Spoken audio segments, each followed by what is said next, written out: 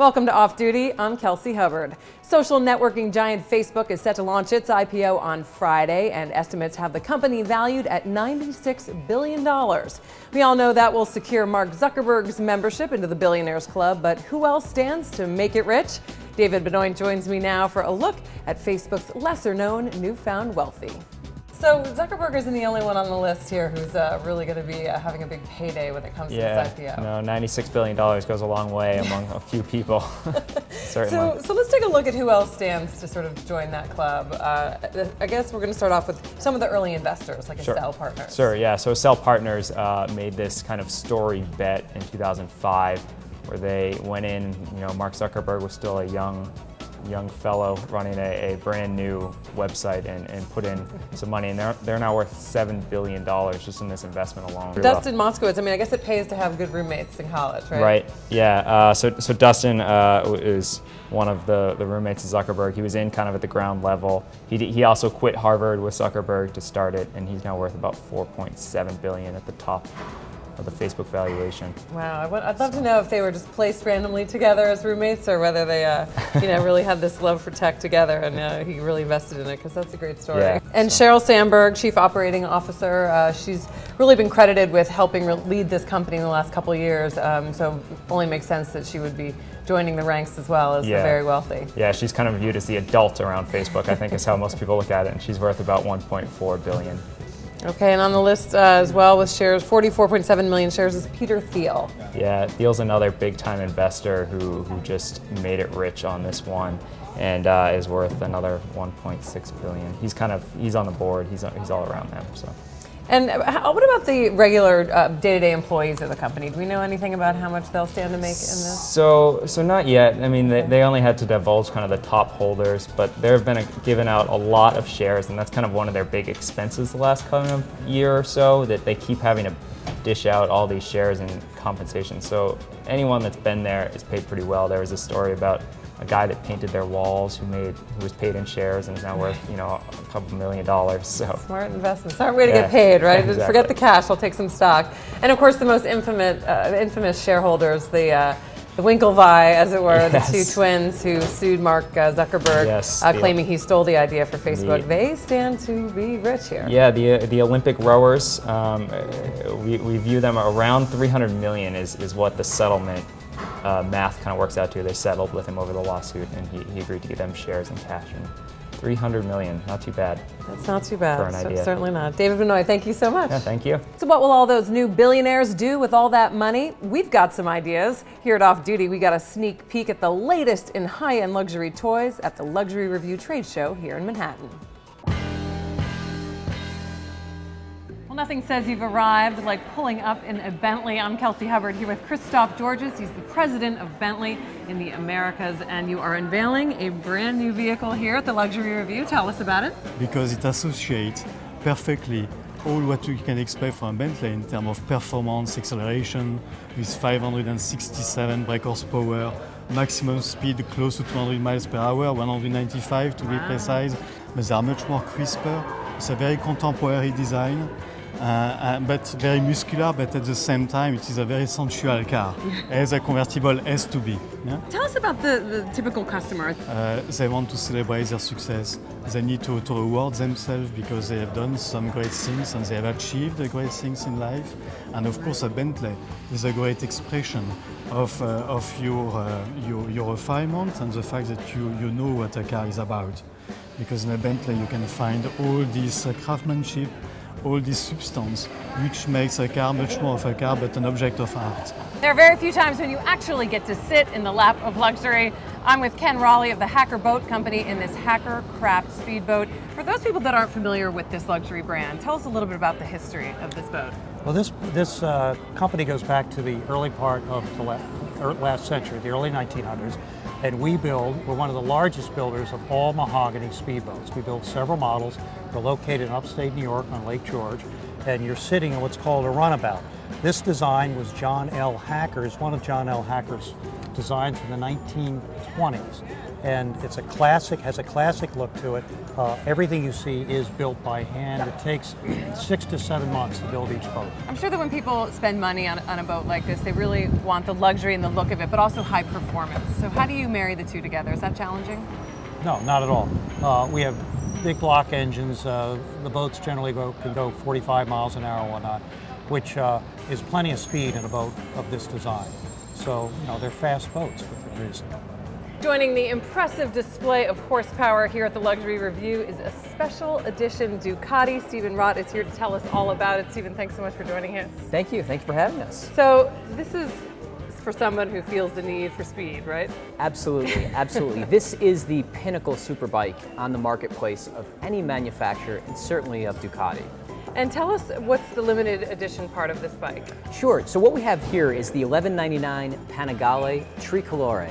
The Tricolore is representative of the Italian flag, and it's the highest spec model that they have now in the lineup. So tell me about the type of person who really gravitates towards this kind of bike. Who's the Ducati customer? It's a funny question. It's one I get very, very often. Here we are in Manhattan, so it's really a melting pot. So we see people that are extraordinary aspirational, and they want to just get into the Ducati brand just to bask in it. And the prices start below $10,000. They go up to $28,000 like we see in this model here. So we see people that want the best of technology and the best of performance that are gravitating towards Ducati, and we also see people that are just trying to stretch the envelope of motorcycling and are aspirationally purchasing. For the Wall Street Journal, I'm Kelsey Hubbard at the Luxury Review Trade Show in Manhattan. Do-it-yourself seltzer makers are not only more economical, they're also eco-friendly. Here are the Test Kitchen's 5 standouts.